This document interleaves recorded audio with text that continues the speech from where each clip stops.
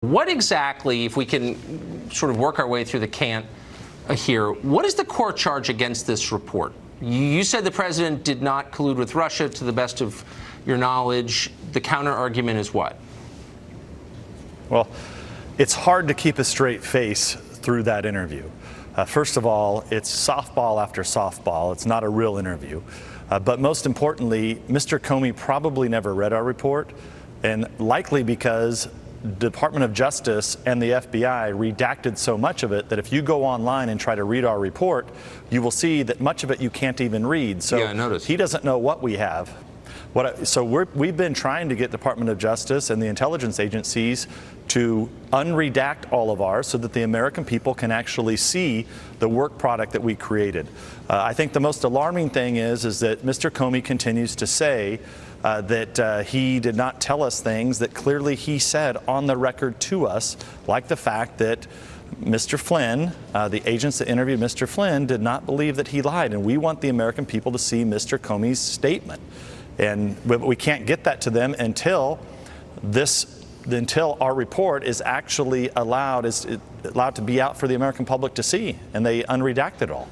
So you're in charge of oversight of the intel world.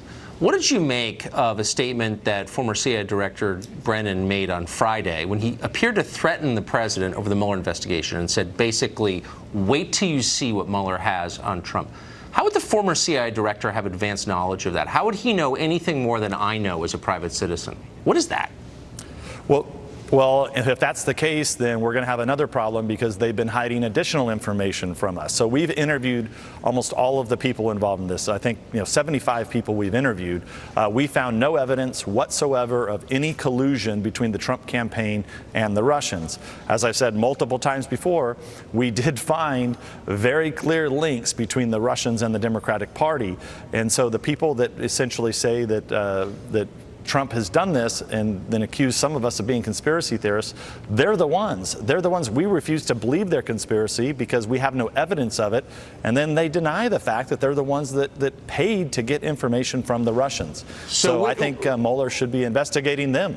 Really quickly, just as an American, if you found evidence that the President of the United States or his campaign colluded with a hostile foreign power, would you cover it up? No.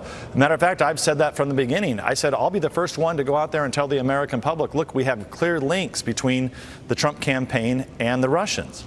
But Tucker, I'll just repeat again, we have clear links between the Democratic Party and the Hillary campaign and the Russians, and nobody reports that. Well, I haven't seen that on CNN, so I'm going to have to run it by our fact checkers. Yeah, Mr. Chairman, don't count on that. Thank you for joining us tonight. Good to see you. Always a pleasure. California tells us it is the future of America. If that's true, then what does it mean the state has drug addicts shooting heroin in